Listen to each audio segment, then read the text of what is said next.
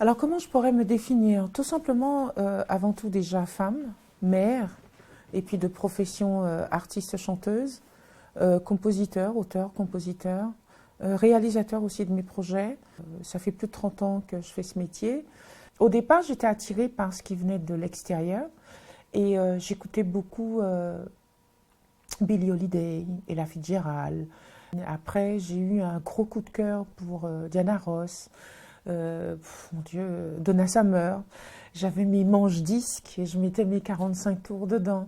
Voilà quoi. Et très vite, j'écoutais beaucoup de gospel. Ma mère était fan de Manu Dibango et de Santana. Donc très vite, j'écoutais ce genre de musique. Et c'était ça le dimanche après-midi à la maison. Donc d'où peut-être mon envie aussi de faire beaucoup de musique qui soit très, très instrumentale quand je dis, c'est-à-dire où les musiciens ont une large place. Avant de démarrer et d'être professionnelle, ben déjà à l'école, j'avais déjà monté une équipe de chœur.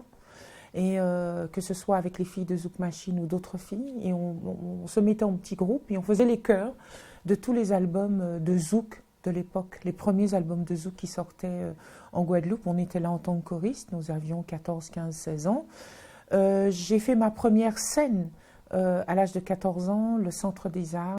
Et puis, ben, les souvenirs avec Zouk Machine, c'est ça, c'est avant tout des amis qui passent du temps ensemble dans la musique et qui un jour décident de monter un groupe. Alors au préalable, on vient de me demander si je voulais faire partie du groupe Zouk Machine et j'avais pas forcément envie.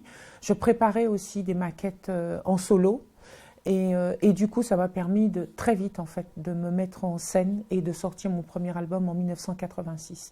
Donc des super souvenirs de ma toute première de mes premières soirées, lumière, studio, concerts, tout ça c'était génial. Alors Expérience 7 c'est pareil, hein, tout ça c'est la même période que Zouk Machine, on se connaissait depuis toujours et c'est à partir de ça qu'on avait monté des équipes de chœur différents. Alors chez les Vic In, c'est différent des Vic King. Alors les Vic In c'est Very International Cadence In et en fait on a voulu apporter une petite modification parce qu'il y avait, il faut savoir qu'il y avait, et il y avait deux piliers des Vikings en fait qui nous accompagnaient. Et du coup, comme c'était la nouvelle et la jeune génération, à l'époque il y avait Éric Bouta dans le groupe, il y avait Christian-Joseph Lequel, il y avait Frédéric Caracas, il y avait Gilles Fleureau, le regretté Gilles Fleureau, les deux sont partis. Et voilà quoi, donc on a voulu jouer avec, faire un jeu de mots et dire Vic In, Very International Cadence In.